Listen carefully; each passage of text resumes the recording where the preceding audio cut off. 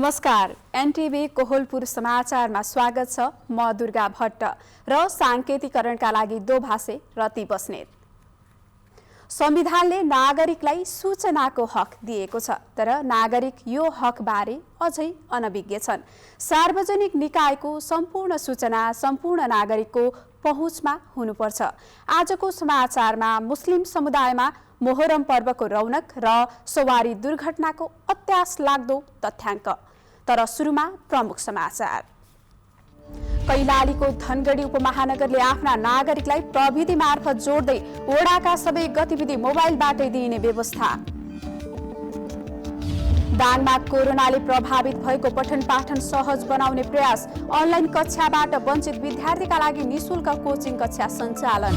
लुम्बिनी प्रदेशमा हरेक वर्ष सवारी दुर्घटनाको संख्यामा वृद्धि। समयमै सडक स्तर उन्नति नहुनु र ट्राफिक नियम उल्लङ्घन प्रमुख कारण। सबैलाई आम माफी दिने घोषणा गरेको तालिबानको व्यवहार भने प्रतिबद्धता विपरीत। विदेशी सेनासँग काम गरेकोहरूको खोजी गर्दै। र आइसिसी महिला विश्वकप क्रिकेट छनौट प्रतियोगिता जिम्बाब्वेमा हुने। आगामी नोभेम्बरबाट सुरु हुने खेलमा 10 टोलीको सहभागिता।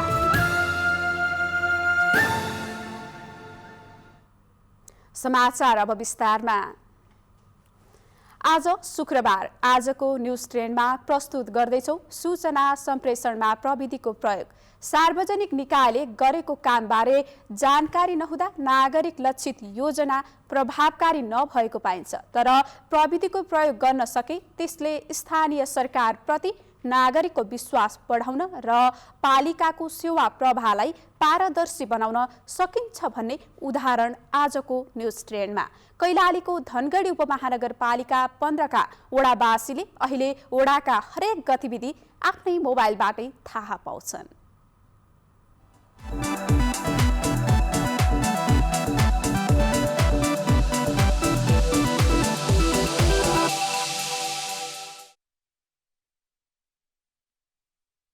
अहिलेको युगलाई सञ्चार र सूचनाको युग मानिँदै आइरहेको छ। प्रविधिको युगमा पनि धेरै जसो मानिसहरू सूचनाको पहुँचमा पुग्न सकेको देखिँदैनन्। यही बेला कैलालीको धनगढी उपमहानगरपालिका 15 नम्बर वडाले भने 1.5 वर्षदेखि वडाका हरेक क्रियाकलापको सूचना वडावासीका मोबाइलमा दिँदै आइरहेको छ। धनगढी उपमहानगरपालिका 15 नम्बर वडाका वडाध्यक्ष फुलराम चौधरीले सुरुवातमा वडाका सबैजसो सूचनाहरू वडामा टास्ने गरिएको बताउनु भएको छ। यसो हुँदा वडामा आइरहने व्यक्तिहरूले मात्रै सूचना पाउने, अन्य धेरै सूचना पाउनबाट वञ्चित हुने गरेको देखियो। त्यसैले 1.5 वर्ष यता वडा कार्यालयले वडावासीको मोबाइलमै सूचना पठाउन थालेको वडा अध्यक्ष चौधरीले बताउनु भएको छ। धनगढी उपमहानगरपालिका वार्ड नम्बर 15 को लगभग 1000 जना सेवाग्राहीहरूको मोबाइलमा चाहिँ त्यो चाहिँ हाम्रो वडाको हरेक गतिविधिहरू, कुनै एउटा तालिम भइराखेको छ, कुनै एउटा सानो कार्यक्रम भइराखेको छ, कुनै एउटा सङ्घ संस्थाको कार्यक्रम भइराखेको छ, कुनै चाहिँ वडाकै गतिविधि भइराखेको छ भने त्यो सबै चाहिँ सूचना चाहिँ मोबाइलकै उहाँहरूको मेसेजमा बक्समा आएर बस्छ। सूचना पाउनुहुन्छ, हामीले फोन गर्नु हुँदैन। उहाँहरूले तपाईँले सूचना पाउनुभयो कि भएन भनेपछि ल हामीले सूचना यति गति फल्नाको यति गति यति छ। यसरी चाहिँ अहिले पनि हाम्रो यहाँ चाहिँ ज्येष्ठ नागरिकको सामाजिक सुरक्षा भत्ता वितरण कार्यक्रम भइराखेको छ। हरेकको मोबाइलमा मेसेज गएको छ। वडाबाट दिने हरेक सेवा कुन उमेर समूहका लागि कहिले र कुन समयमा कुन स्थानमा लगायतका जानकारी मोबाइलमा पाउन थालेपछि नागरिकलाई वडाका हरेक सूचना पाउन सजिलो भएको छ।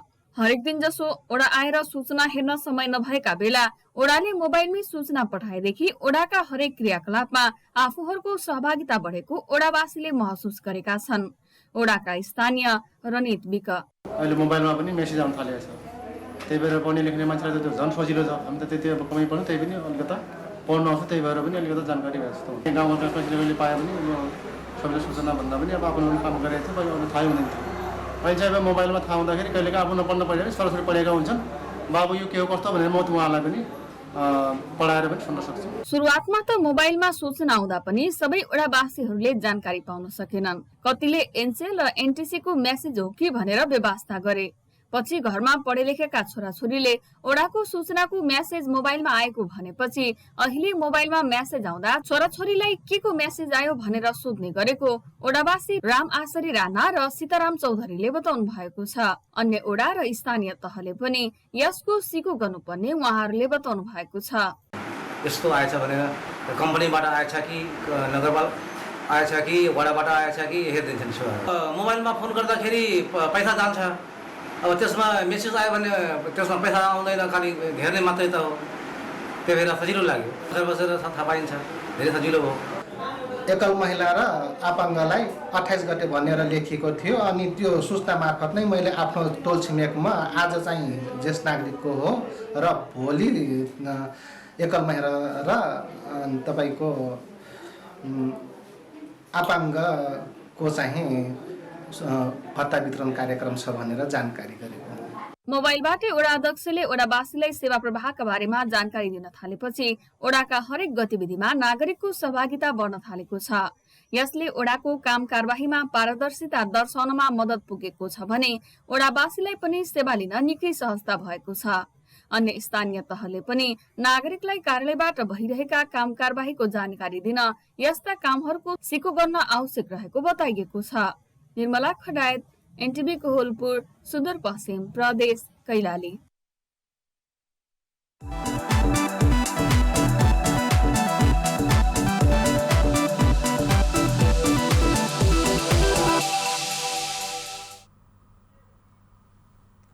स्थानीय तहका काम कारबाहीबारे सूचना लिन र दिन कार्यालयमा सूचना अधिकारीको व्यवस्था रहेको छ। सञ्चार प्रविधि मार्फत सूचना प्रवाह गर्न स्रोत व्यक्ति तोकिए पनि सल्यानमा भने सूचना लिने र दिने काम प्रभावकारी बन्न सकेको छैन।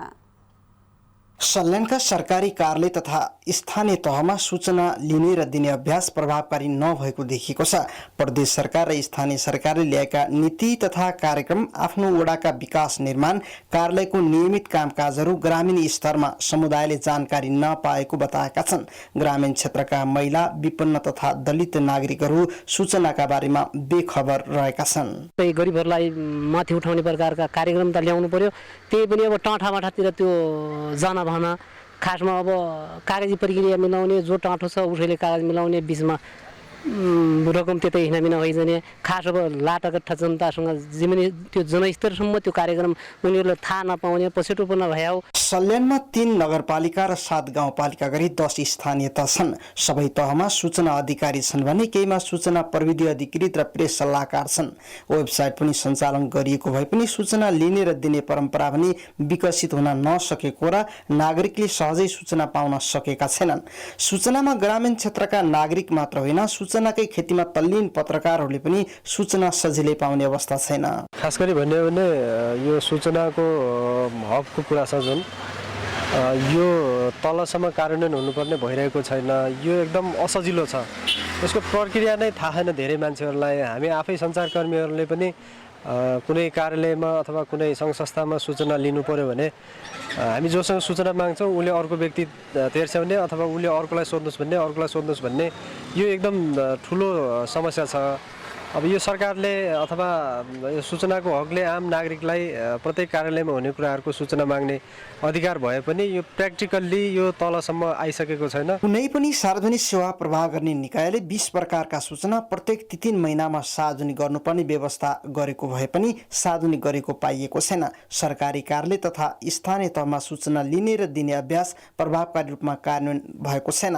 यसलाई कार्यान्वयन गर्न बाध्यकारी बनाउन आवश्यक छ। मौलिक हक भइसकेपछि हामीले सूचना माग्नु पर्ने रहेछ, हामीले सूचना पाउनु पर्ने रहेछ भन्ने कुरा मौलिक हकमा व्यवस्था हुँदै पनि नागरिकहरूमा अलिकति सचेतना अलिक कम छ। तर यसको मतलब नागरिकहरूले सूचना नमागे पनि, उहाँहरूले माग्न चाहिँ हिचकिचाए पनि, त्यो प्रचलन कम भए पनि हरेक सार्वजनिक निकायले आफ्नो कार्यालयमा भएका सम्पूर्ण गतिविधिहरू खुल्ला र पारदर्शी बनाउनुपर्छ। नेपालको संविधानको धारा 27 मा प्रत्येक नागरिकलाई आफ्नो वा सार्वजनिक सरोकारको कुनै पनि विषयको सूचना माग्ने र पाउने हकलाई मौलिक हकमा राखिएको छ। सूचनामा जनताको पहुँच स्थापित गर्नका लागि राज्यले नै सशक्तिकरणका कार्यक्रम ल्याउने र सरकारी निकायले स्वत प्रकाशन गर्नुपर्ने सूचनाहरू समयमै सार्वजनिक गर्नु जरुरी छ। प्रत्येक इच्छुक शर्मा, नेपाल टेलिभिजनका लागि सल्यान। पछिल्लो 24 घण्टामा नेपालमा थप 3042 जनामा कोरोना भाइरस संक्रमण पुष्टि भएको छ। स्वास्थ्य मन्त्रालयका अनुसार 17654 जनामा परीक्षण गर्दा सो संख्यामा संक्रमण पुष्टि भएको हो। सोही अवधिमा 26 जनाको मृत्यु र 2244 जना संक्रमण मुक्त भएको मन्त्रालयले जनाएको छ। यो सँगै देशभर कोरोना संक्रमितको कुल संख्या पीसीआर विधिबाट भएको परीक्षणमा 7,44,307 र एन्टिजेन विधिबाट भएको परीक्षणमा 79,340 जना पुगेको छ। हालसम्म संक्रमित मध्ये 6,93,543 जना संक्रमण मुक्त भएका छन् भने मृतकको संख्या 10,455 पुगेको छ। कोरोना महामारीका कारण विद्यार्थीको पढाइ प्रभावित भएको छ। इन्टरनेटको सुविधा नभएका क्षेत्रमा वैकल्पिक विधिबाट पनि पठन पाठन गराउन सकिएको छैन। तर दाङको राजपुर गाउँपालिकामा समुदायको अग्रसरतामा निशुल्क कोचिङ कक्षा सञ्चालन गरिएको छ। हिमानी भण्डारीले यसअघि विद्यालयमा पढेका गणित विषयका सूत्र, अङ्ग्रेजी विषयका शब्द अर्थ भुल्न थाल्नु भएको छ। विद्यालय जाने वातावरण नभएपछि घरमा पनि खासै पढाइ नहुने रहेछ। त्यही भएर हिमानी अहिले गाउँमा सञ्चालन गरिएको निशुल्क कोचिङ कक्षामा सहभागी हुँदै बीचमा रोकिएको पढाइलाई पनि अघि बढाउनु भएको छ। स्वास्थ्य मापदण्ड पालना गरेर समुदायको सक्रियतामा कोचिङ कक्षा सञ्चालन गरिएको छ, जसले गर्दा विपन्न परिवारका विद्यार्थीले लाभ लिएका छन्। घरमा बसिरहने मात्रै थियौँ, अब कोचिङ क्लास भएको कारणले हामीहरू पढ्छौँ, सिक्छौँ, धेरै कुरा सिकिसकेछौँ। पढाइ नभएको 7-8 महिना भइगयो। हामीले कोचिङ पढ्छौँ, सर राम्रोसँग पढाउनुहुन्छ। राजपुर गाउँपालिकामा सामुदायिक 32 र संस्थागत 5 गरी 37वटा विद्यालय छन्। गाउँपालिकाले विद्यालय सञ्चालन नहुँदासम्म विद्यार्थीलाई सो अध्ययनको लागि आग्रह गरेको छ। विद्यार्थीलाई साँझ बिहान कोचिङ कक्षाको माध्यमबाट पढाउँदा उनीहरूमा सिकाइ भएको कोचिङ कक्षाका सहजकर्ता शिक्षक मानबहादुर यादवले बताउनुभयो। पहिला स्कुलको सिकेको कुरा बिर्सिसकेको पनि रिप गर्छु, त्योभन्दा स्कुलभन्दा पनि फरक पढाइ हुन्छ सर। यहाँ गरिब विपन्न सीमान्तकृत समुदायका बालबालिकालाई लक्षित गरेर सिट्स परियोजनाबाट समुदाय स्तरमा निशुल्क कोचिङ कक्षा सञ्चालन गरिएको हो, जसले गर्दा विद्यार्थीमा सिकाइ अभिवृद्धि भएको सिट्स कार्यक्रमका संयोजक राजेन्द्र अधिकारीले बताउनुभयो। स्कुलहरू बन्द छ, यो ठाउँमा चाहिँ नेटवर्कहरू, फोनको नेटवर्कहरू पनि छैन। गरिबीको कारणले स्मार्टफोनहरू पनि नभएको कारणले गर्दा बच्चाहरूलाई चाहिँ पढ्न एकदमै गाह्रो भएको थियो। यो कोचिङ सेन्टर अहिले हाम्रो 16वटा कोचिङ सेन्टरमा 530 जना बच्चाहरू चाहिँ सहभागी हुनुहुन्छ। त्यसले गर्दा चाहिँ बच्चाहरूको जुन शिक्षा पाउने अधिकार हो, त्यो शिक्षा पाउने अधिकारबाट चाहिँ उहाँहरू वञ्चित हुनु हुँदैन र उहाँहरू चाहिँ उहाँको व्यक्तित्व विकास गुणस्तरीय शिक्षामा चाहिँ सहयोग पुग्छ भनेर चाहिँ हाम्रो सञ्चालन गरेर। अभिभावकले आफ्ना छोराछोरीलाई अनलाइन कक्षाको लागि लगानी लगाउन नसक्ने अवस्था छ। गरिब विपन्न परिवारका विद्यार्थीहरू अनलाइन पढाइमा जोडिन नसक्ने अवस्थामा समुदाय स्तरमा चलाइएको कोचिङ कक्षा प्रभावकारी भएको राजपुर गाउँपालिकाका उपाध्यक्ष धनपति यादवले बताउनुभयो। विकट एरियामा अब हरेक ठाउँमा सबै ठाउँमा नेटवर्कहरू काम गर्दैन होइन। त्यो भएको हुनाले अब विद्यार्थीहरूलाई समूहबाट नै अलिकता दूरी कायम गरेर उहाँहरूलाई पठन पाठन गर्न सहयोग गरेपछि अब उहाँले त्यतिकै घुमिरहेको अवस्थाहरू थियो विद्यार्थी। त्यो भएको हुनाले उनलाई सिकाइको टेवा धेरै पुगेको छ। कोरोना भाइरस संक्रमणका कारण विद्यालयमा भौतिक उपस्थितिको पढाइ अनिश्चित बनेको अवस्थामा समुदाय स्तरमा कोचिङ कक्षा सञ्चालन गरेर विद्यार्थीलाई सिकाइसँग जोड्ने काम चलिरहेको छ। स्वास्थ्य मापदण्ड पालना गर्दै विद्यार्थीलाई समुदाय तहमा कक्षा सञ्चालन गर्न सकिन्छ भन्ने यो एउटा उदाहरण पनि हो। दशरथ घिमिरे, नेपाल टेलिभिजन, लुम्बिनी प्रदेश, दाङ। समाचारको क्रम जारी छ, अहिलेलाई एकैछिनको विश्राम।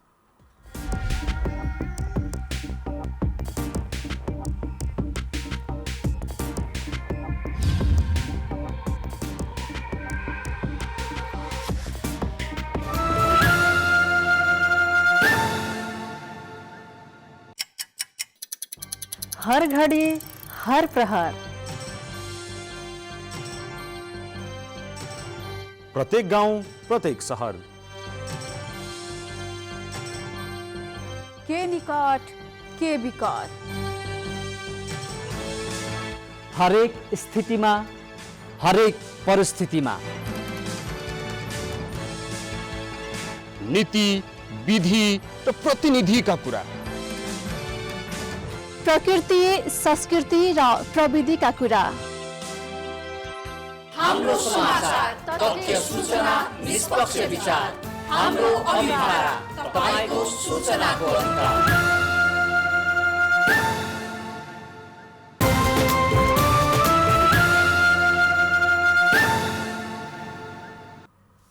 विश्रामपछि समाचारमा पुनः स्वागत छ। अब बाँकी समाचार। मुस्लिम धर्मावलम्बीहरूले शोकका रूपमा मनाउने मोहरम पर्व मनाइएको छ। इस्लाम धर्मका प्रवर्तक हजरत मोहम्मदका छोरीपट्टिका नाति हजरत हुसेन र उनका परिवारलाई इराकको कुफा र बसरा सहर बीचको करबलामा हत्या गरिएको दिनको स्मरण गर्दै मुस्लिम समुदायले मोहरमलाई शोक पर्वको रूपमा स्मरण गर्दछन्। मोहरमका अवसरमा बाँके, कपिलवस्तु, रूपन्देही लगायत जिल्लामा मुस्लिम समुदायले बाँस र कागजबाट निर्माण गरिएको तहाजिया स्थापना गरी सो तहाजियालाई नजिकका आफ्ना करबलाहरूमा विसर्जन गर्दछन्। पछिल्ला वर्षहरूमा मुस्लिम समुदायका साथै कपिलवस्तुका हिन्दू समुदायले पनि तहजिया बाबा स्थापना गरी मुस्लिम समुदायसँगै मोहरम पर्व मनाउँदै आएका छन्। लुम्बिनी प्रदेशमा आर्थिक वर्ष 2076-77 भन्दा बितेको आर्थिक वर्ष 2077-78 मा सवारी दुर्घटना बढेको पाइएको छ। सडकको बिग्रदो अवस्था, पुराना सवारी साधन, चालकको लापरवाही लगायत प्रमुख कारणले नागरिकले अकालमै ज्यान गुमाउनु परेको हो। लुम्बिनी प्रदेशमा बितेको आर्थिक वर्ष भन्दा आर्थिक वर्ष 2077-78 मा सवारी दुर्घटनाहरू बढेको लुम्बिनी प्रदेश ट्राफिक प्रहरी कार्यालयले जनाएको छ। आर्थिक वर्ष 2076-77 मा 1112 दुर्घटना भएको थियो भने गत आर्थिक वर्ष 2077-78 मा 1211 दुर्घटना भएको छ। यो तथ्याङ्कले दुर्घटना करिब 8% ले वृद्धि भएको देखिन्छ। बाटोको अवस्था, सवारी साधनको अवस्था, चालकको लापरवाही लगायतका कारण सवारी दुर्घटना हुने लुम्बिनी प्रदेश ट्राफिक प्रहरी कार्यालयका प्रमुख प्रहरी उपरीक्षक योगेन्द्र सिंह थापाले बताउनु भयो।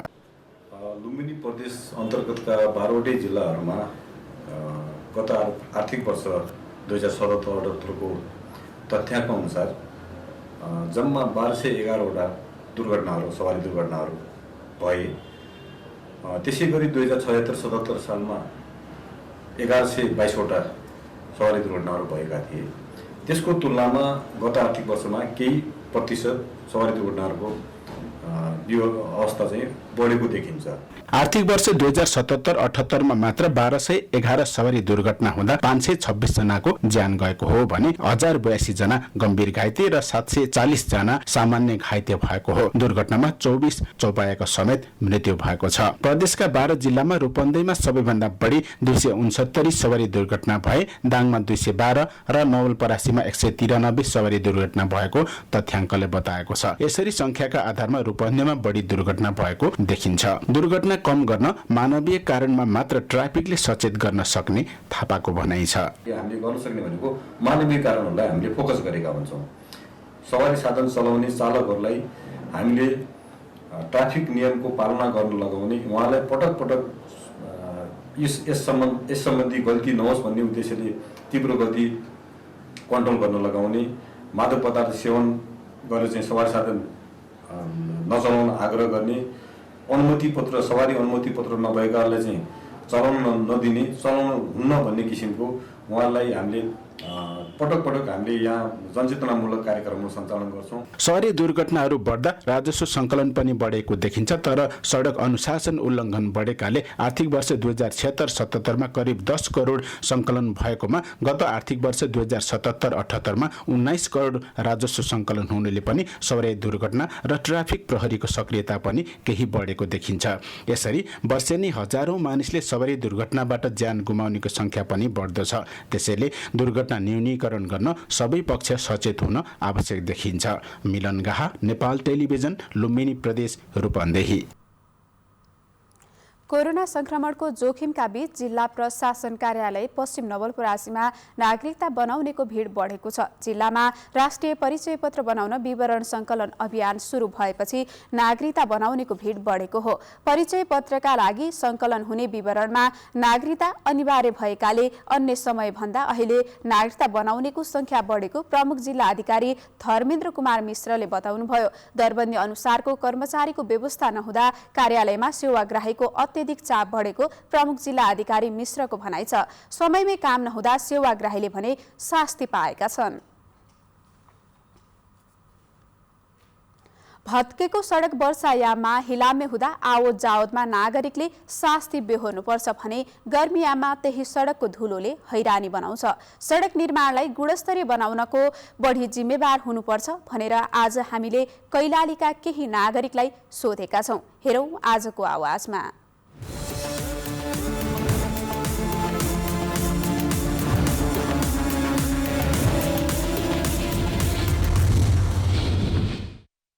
सडकले त अब गाह्रो पार्यो नि त। अब यो नाली साली नभएर सब नालीको पानी भित्र आउनु थाल्यो। अब यो सडक नबन्दाखेरि त डुबान नि। अब यो सारा आफैले बनाएको चिनेको यो अब सब पानीभित्र अब के गर्ने, मान्छे कोही आउनु न, ग्राहक आउनु न, के आउनु। अब यो छिटो छिटो गरेर अब राम्रोसँग यो पहल नाली साली क्लियर गर्यो भने रोड त अब बिस्तारै बिस्तारै गर्यो भने यो नालीको काम गरिदियो भने राम्रो हुन्छ भने। नाला अब बनाउन सुरु गर्यो, फेरि कामै बर्खाको कारणले कामै रोकियो। त्यसपछि अब बाटो त्यस्तै डामाडोल छ, डामाडोलले व्यापारै चौपट छ भन्नु पर्यो। अब चाँडै बाटोघाटो नाला चाँडै बनिदियो सजिलो हुन्थ्यो होला। धेरै गाह्रो छ हामीलाई। अब व्यापार व्यवसाय पनि अहिले सपुट्ट भएको छ यो बाटोले गर्दा। अनि यो 5 वर्षमा फुटाउने गर्दाखेरि झनै हामीलाई अप्ठ्यारो भइरहेको छ। अहिले घाम लाग्यो भने धुलो उठ्छ म्याम होइन। अनि पानी पऱ्यो भने चाहिँ हिलो हुन्छ। अनि यहाँ तलमाथि गर्न गाह्रो भइरहेछ। योभन्दा पहिला नै ठिक थियो कि अहिले यो तपाईँको लगभग हामीलाई त 6-7 महिनै भइसक्यो नि यो बाटो यस्तो भएको। बाटोले धेरै समस्या गरेको छ। अलिअलि बनिदिए त धेरै राम्रो हुन्थ्यो। हिँड्ने मान्छेलाई साह्रै समस्या छ। बच्चाहरू स्कुल गइरहेको हुन्छन्, पुरै लडेर बाटोमा ड्रेस फोहोर भएर फेरि घरतिर फर्किरहेको हुन्छन्। त्यसैले अलि बनिदिए चाँडो चाँडो अलि सबैले सहज हुन्थ्यो। लकडाउनभन्दा अगाडि नै अहिले साह्रै गाह्रो छ। अहिले हिँडडुल गर्नको लागि, अहिले होडदोड गर्न, व्यापार गर्नको लागि सहजै गाह्रो भइरहेछ। योभन्दा अगाडि यो राम्रो थियो। अहिले योभन्दा अब अहिले त अब यो खनेर झन् पुरै हिलो हिँड्नलाई पनि गाह्रो भइरहेछ। यो सडक हाम्रो नबनेको वर्षौँ भयो, धेरै वर्ष भयो। सबभन्दा पुरानो सडक हो र अहिलेसम्म बनेको छैन। यहाँ स्कुलहरू छन्। यहाँ सुदूरपश्चिमको सबैभन्दा बढी विद्यार्थी भएको सरकारी स्कुल छ यसै बाटोमा। प्राइभेट स्कुल पनि सबैभन्दा बढी विद्यार्थी भएको यसै बाटोमा छ। बाँकी बस्ती पनि यो पुरानो हो। तर यो सडक नबनेको, खाल्डाहरू भएको, मान्छेहरू हिँड्दाखेरि त्यो पुरै छ्याप्ने, गाडीको चक्का पुरै खाल्डोमा धस्ने, त्यस्तो चाहिँ धेरै अप्ठ्यारो चाहिँ छ।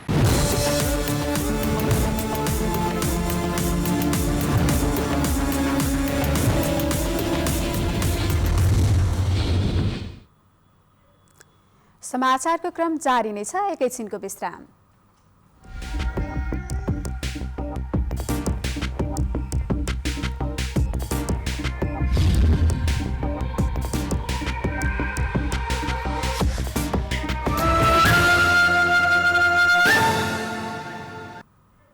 तपाईं एनटिभी कोहलपुर हेर्दै हुनुहुन्छ। अब बाँकी समाचार।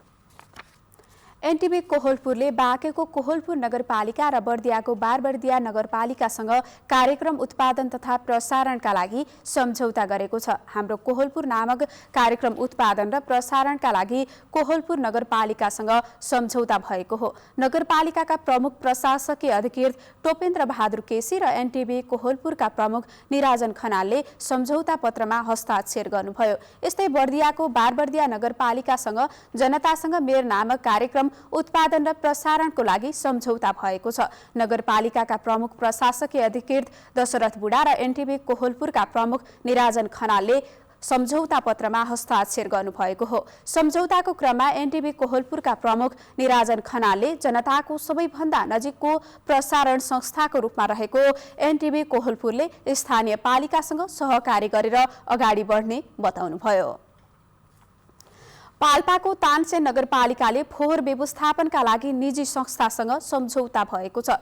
लामो समयदेखि समस्याको रूपमा रहेको फोहोर व्यवस्थापनका लागि तानसेन नगरपालिका र वातावरणीय सुन्दर नेपाल रूपन्देही बीच सम्झौता भएको हो। 3 वर्षसम्मको लामो अध्ययन र विज्ञको सुझावका आधारमा तानसेनको फोहोर व्यवस्थापनमा नगरपालिकाले निजी संस्थासँग सहकार्य गर्न लागेको तानसेन नगरपालिकाका प्रमुख अशोक कुमार शाहीले बताउनुभयो।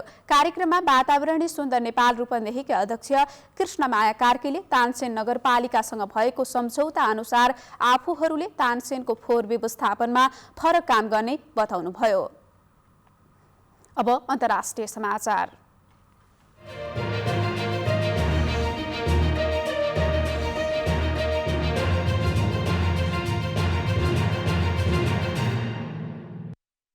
अफगानिस्तानलाई नियन्त्रणमा लिएपछि तालिबानले अमेरिकी सेना तथा नेटो सेनासँग काम गरेकाहरूको खोजीलाई तीव्र पारेको छ। संयुक्त राष्ट्र संघको एउटा रिपोर्टले विदेशी सेनासँग सम्पर्कमा रहेर काम गरेकाहरूलाई तालिबानले घर घरमै पुगेर दबाब दिन थालेको जनाएको छ।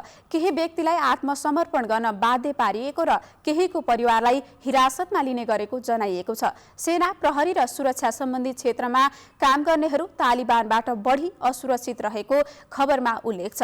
तालिबानले अफगानिस्तानका ठूला शहरलाई कब्जामा लिनु अगावै विदेशी सेनासँग आबद्ध भएर काम गरेकाहरूको बारेमा जानकारी राखेको पनि संयुक्त राष्ट्र संघको रिपोर्टमा उल्लेख छ। तालिबानले काबुल विमानस्थलबाट विदेशी सेनालाई बाहिरिन दिने प्रतिबद्धता व्यक्त गरेको छ, तर विमानस्थलमा समेत विदेशी सेनासँग आबद्ध भएकाहरूको खोजी गर्ने काम रोकेको छैन। कट्टरपन्थी इस्लामी आन्दोलनका नेताहरूले सरकारको पूर्व अधिकारीहरू र यसअघि तालिबानको विपक्षीमा लागेका सबैलाई आम माफी दिने घोषणा गरे पनि व्यवहारमा भने त्यस्तो नभएको दस्तावेजमा उल्लेख गरिएको छ। अब आर्थिक समाचार।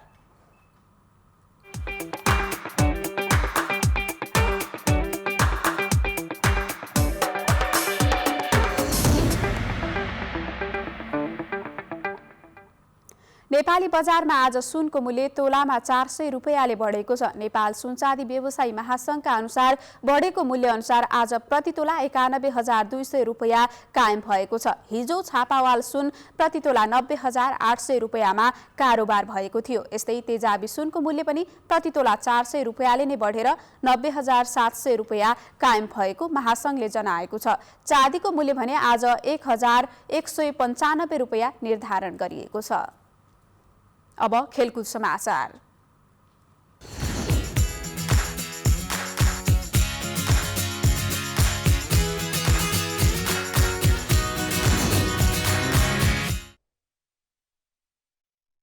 नेपालको फिफा महिला वरियता खस्किएको छ। विश्व फुटबलको सर्वोच्च निकाय फिफाले आज सार्वजनिक गरेको नयाँ वरियतामा नेपाल एक स्थान तल झरेको छ। नयाँ वरियतामा नेपाल 101औं स्थानमा रहेको छ। अघिल्लो पटकको वरियतामा नेपाल 100औं स्थानमा रहेको थियो। एसियाली राष्ट्रको वरियतामा भने नेपाल 21औं स्थानमा रहेको छ। यस्तै दक्षिण एसियाली राष्ट्रको वरियतामा नेपाल दोस्रो स्थानमा रहेको छ। नेपाल भन्दा अघि रहेको भारत 57औं स्थानमा रहेको छ। विश्व वरियतामा अमेरिका शीर्ष स्थानमा यथावत छ। गएको जुलाईमा श्रीलङ्कामा हुनुपर्ने प्रतियोगिता कोरोना महामारीका कारण स्थगित गरिएको थियो।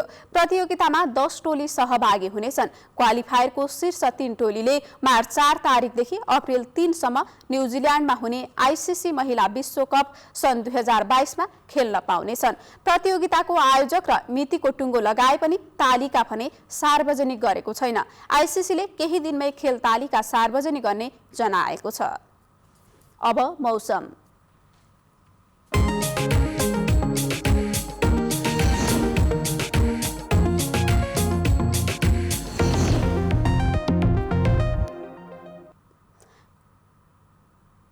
आज देशभर सामान्यदेखि पूर्ण बदली रही प्रदेश 1 बागमती, लुम्बिनी, कर्णाली र सुदूरपश्चिम प्रदेशका केही स्थानमा हल्कादेखि मध्यम वर्षा भयो। आज राति देशभर सामान्यदेखि पूर्ण बदली रही धेरै स्थानमा हल्कादेखि मध्यम वर्षाको सम्भावना रहेको छ। अब मौसम सम्बन्धी थप विवरण।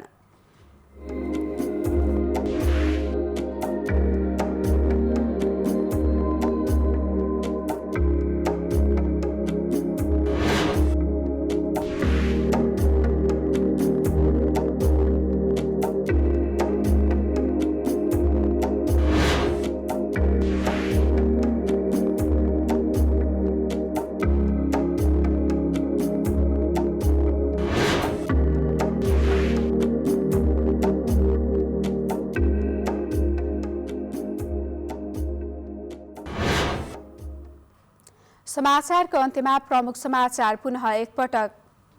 कैलालीको धनगढी उपमहानगरले आफ्ना नागरिकलाई प्रविधि मार्फत जोड्दै वडाका सबै गतिविधि मोबाइलबाटै दिइने व्यवस्था। दानमा कोरोनाले प्रभावित भएको पठन पाठन सहज बनाउने प्रयास। अनलाइन कक्षाबाट वञ्चित विद्यार्थीका लागि निशुल्क कोचिङ कक्षा सञ्चालन। लुम्बिनी प्रदेशमा हरेक वर्ष सवारी दुर्घटनाको संख्यामा वृद्धि। समयमै सडक स्तर उन्नति नहुनु र ट्राफिक नियम उल्लङ्घन प्रमुख कारण। सबैलाई आम माफी दिने घोषणा गरेको तालिबानको व्यवहार भने प्रतिबद्धता विपरीत विदेशी सेनासँग काम गरेकाहरूको खोजी गर्दै र आईसीसी महिला विश्वकप क्रिकेट छनौट प्रतियोगिता जिम्बाब्वेमा हुने आगामी नोभेम्बरबाट सुरु हुने खेलमा 10 टोलीको सहभागिता।